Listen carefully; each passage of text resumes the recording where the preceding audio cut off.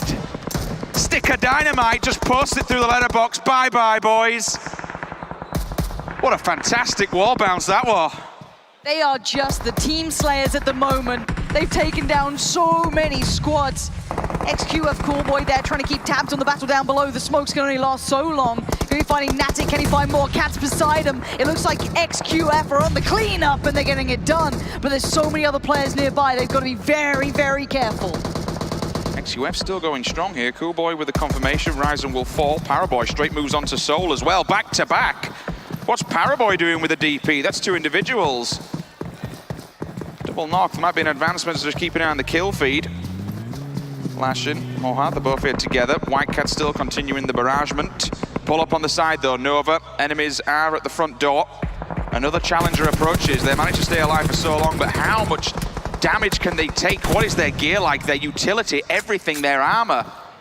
It's nice to see them surviving, but eventually, you've just got to count your lucky stars you've come this far. Circle pushing everyone closer together now. RRQ Athena in danger. A player's been knocked. Jimmy's been knocked as well for XQF, so they're not out of the trouble just yet. But look at Cat, so ferocious. They want to take them down, spraying into that smoke, hoping for this. Justice, though, on the play, going to be surely caught out here on the cross. 1 HP is not enough here. The play zone will take him, but Cat was certainly the challenger here. Through the smoke, it might give you some sort of level of defense, but it also proves a point where enemies need to be aiming for. They know you're going to be hiding in there. Yes, it's okay for now to hide in, but one grenade, and it's an easy couple of points for any team that want to lob it your way. Bandit, you can see heals going down in the back, stims going up. Got to be prepared because it's time to move. Circle has shifted. Everyone's still playing on the edge. We've only got one player center circle. This is about to go off. This is madness. Yeah, then the ridgeline stops here. RRQ Athena know they have to put those smokes down, but they're in trouble. They've got so many teams looking their way. XQF is the main point of danger for them. Fireboy towards Mystic, and you can see Senior here trying to eye up that team in front of him, using the car for cover. Time to move ahead. They're getting tagged up though. Ernie's in danger, and uh-oh, this could be problematic. Callboy's finding them, and there's Fireboy coming in as well. This could be the downfall of RRQ Athena. That would be a huge upset. All the DPs in the kill feed. The 762 is ringing loud and proud here. XQF, they've got a nice bit of a foothold, especially when RRQ want to make a move. Senior with the UAS. We'll put it in a position up against a tree to give them defense. Even if it goes up in smoke, it at least gives them something to hide behind still. G9 hiding in the back foot. Spots one, nails him through the grass. Where's the rest of them? Sixless in the back. Leader falls simultaneously.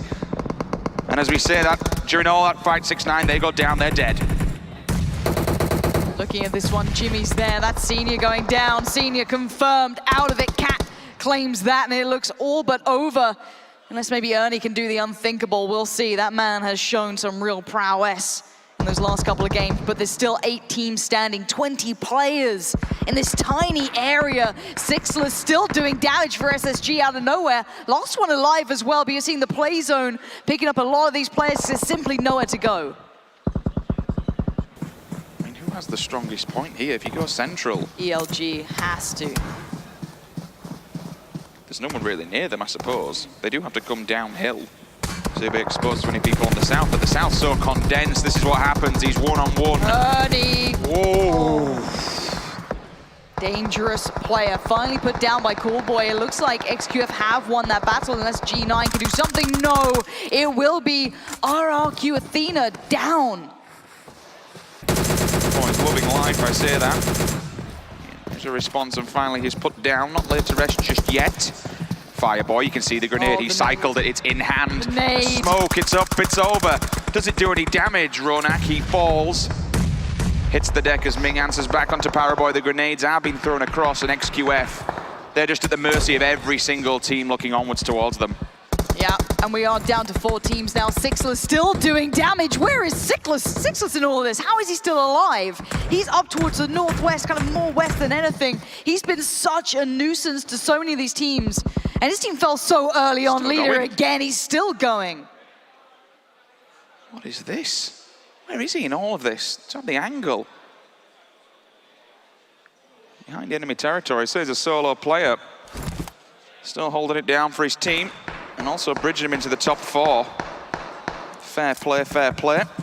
Top Esports, after that last performance, maybe feeling super confident because they've come out of this and in a really nice spot. 4 alive, still have that southeast side control here. And they've been doing some damage. They've been getting some kills. That's years towards Ming. Ming down again. Not ideal at all. Sixless creeping forward. You can see Ming there bleeding out, confirmed. That's Coolboy picking up, so they get the points. Kills in the bag for years. Another one falls down. Sixless does confirm it. Picks up the point. 9 kills so far for TES. This is a brilliant game. A win on the board, which should sit them pretty at the top potentially. Depends. RRQ and XQS final position in the final point. Sixless again and again. This guy's the assassin. Look at him. Cat has no idea. Sixless appears from the grass, destroys the opponent, and fades back into black. Looking for the next way forward, but the Blues pushing him forward. Does he still manage to keep doing this? The nades coming through now. XQF looking worse for wear. Surely this is a TES game, but I wouldn't put it past him. There he goes. A valiant attempt from Sixless, but Coolboy's had enough. And now we're down to 2 teams, 6 players currently alive, but you can see the vast majority of them, TES, maybe spurred on from their last game, feeling that confidence, seeing what just one of their players can do. Let's find out what 4 can. Coolboy trying to get to Cat before the bleed out's there. I think, oh, they've allowed him to get the heal, which is fair play. The res should be a real one, spraying through the grass, trying to find, they have a clear idea of where they're going to be at least.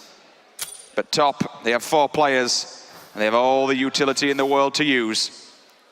It's utility time, it's nade time. XQF against the odds here. It's a 2v4, it looks unlikely. Top Esports has every angle covered. This would have to be a heroic performance from Coolboy or Cat, and I just don't see it happening. Quiet before the storm. We're out of time. Yep. It's time to go. TES, they know they can just wait this one out. They have the players. They have the position. Can they finally get that win?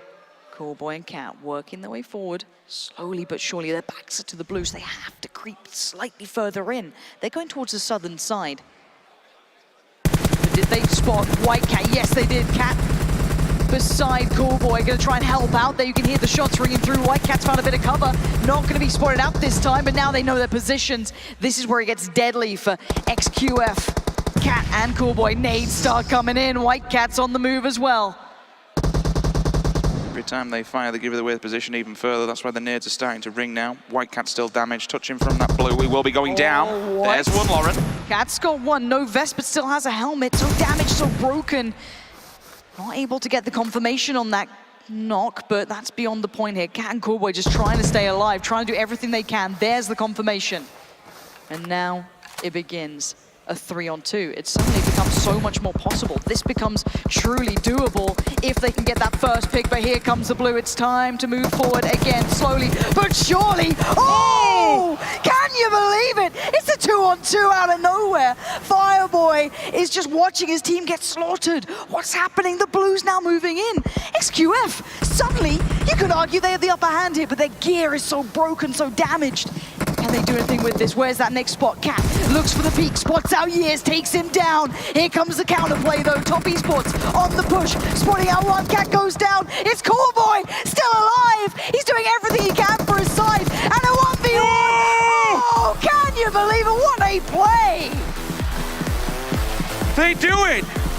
All the odds stacked against them. 4 versus 2 scenario, and they come out on top. What is this madness we're having on day number 1? Welcome to PUBG Mobile. This is the caliber of play you can expect to see.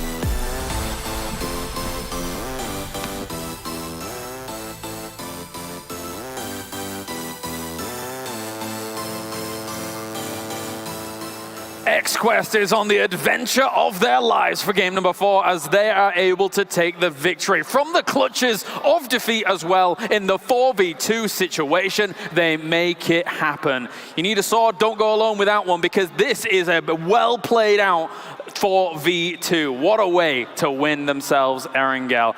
Gentlemen joining me, Seven, John, Avenger. I didn't think they were going to be able to do it, but after the prelims and after constantly seeing the same names at the top of these lobbies each and every time, XQuest get themselves a win on the board. Yeah, and it's actually one of the teams that I mentioned before the game started. I said they need a strong game. They need to go ahead and get the win to get started, at least to get kicked, because they were consistent. They were placing high, but they just weren't able to get the win. So I'm pretty sure this, as the final game of day one, is going to be a huge confident boost for day number 2. Also considering RRQ Athena didn't have a good game, this is going to most likely put them in first place after the first day here. Not only that, they had a phenomenal number of kills in that game. Absolutely I think they were insane. sat at the start of the, I think they ended on 20 kills. Oh my God. In the game, which is incredible. Like the 50-point game, that's huge. That's absolutely huge. It's going to close the gaps. XQuest F, they are a force to be reckoned with. We saw it in the prelims and we saw it just now. It's not only a case of, though, that obviously when we came in, we were saying, Paraboy, he's our guy. He's the guy that's going to be able to do well for XQuest F and push them on to further heights. But in that 2v4 situation, there was no Paraboy. He was not there. It was Cat and Coolboy to be able to get them over that hurdle, that extreme hurdle that they had to deal with. And smokes were very pivotal in those final moments, Avenger. Absolutely, and utilities obviously here. In a 4 versus 2 situation, this is where you want to use your utilities. And I actually expected a bit more nade kills and a bit more kind of playing around with that, but let's look at the standings, guys. This is absolutely insane. 19 more points than top. That is from one game. 20 kills? Did they really get 20? They got 20. They literally had 16 kills before the last 2 versus 4. I'm even staggered. I know, I saw it in the game, and I'm still staggered. They wiped a third of their opponents, literally. Yeah. It's incredible.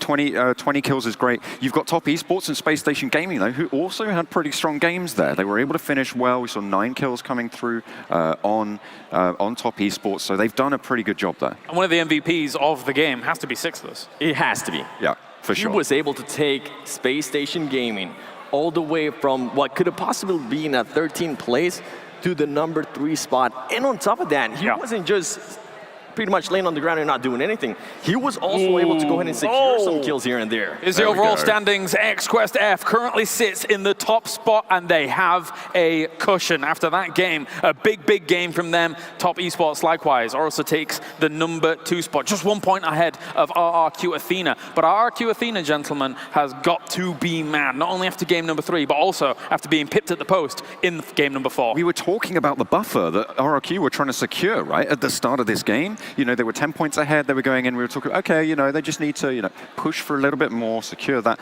Now, they're sat down in 3rd. They've been leapfrogged twice, and not only that, between 2nd and 1st, there's over 20 points of buffer as well. So that buffer has just been taken away, wrenched from their grasp, and given over to XQuest F. It's got to feel extremely good and vindicating for XQuest F to have been in prelims to now be as strong in day number 1 as they have been so far. 39 kills so far today. More than half of the kills from one game. Of course, we are only 25% through the game so far. We have a lot more games coming. I have 12 more games coming, but this is a really good cushion. And now RRQ Athena, they're going to be biting their nails even more after not getting a final win in the previous match as well. Let's take a look at some of the highlights here from our final game of the day, and we start things with Unique being able to push onto Brazilian Killers. They're not doing too badly whilst it was going on, but this was an ambitious jump out. Normally, when you jump out of a building, you leave yourself exposed. However, Brazilian Killers were able to take advantage of it. Yeah, and I think at that point, Midtech just knew he needed to at least try to get something for his team. Yeah. He's a very aggressive player, so it doesn't surprise me that he went ahead and did that, even with an M16 going for that kill. Are any of you Harry Potter fans? Absolutely not. So in Harry Potter, there's a thing called a chocolate frog, and the charm that bewitches them is said to have 1 good jump in it every time. It seems like Team Unique are the chocolate frogs right now. They have 1 good fight in them, and then it seems like they fall off just a little bit. Per game. That's what I'm talking about, right? They go, they drop into the game, they have their jump, and then they just seem to not be able. They're just hopping along. It feels like maybe they're over-investing into things like using utility early, using those meds early, using everything else early, and devastating their armor and their strength for later in the game. Yeah, and just from the highlights right here, we just see XQuest just destroying everybody. At one point, they were sandwiched by 2 other teams, and they were able to survive that and come out with the win. And right here, even though they lost players, they were able to recover themselves. They were able to just stay cool, calm, and collected. Something that we haven't spoken about that much during the day has been loadouts, and it feels like on Erangel we saw a little bit more heavier use of the DP, and actually in 2018 this was a prevalent gun as well. I know that everybody really likes the M4 currently, but the DP in this mode, when people are lying down, can be an absolute laser in some of these situations, Avenger. Absolutely, and you said it as well to me, 7.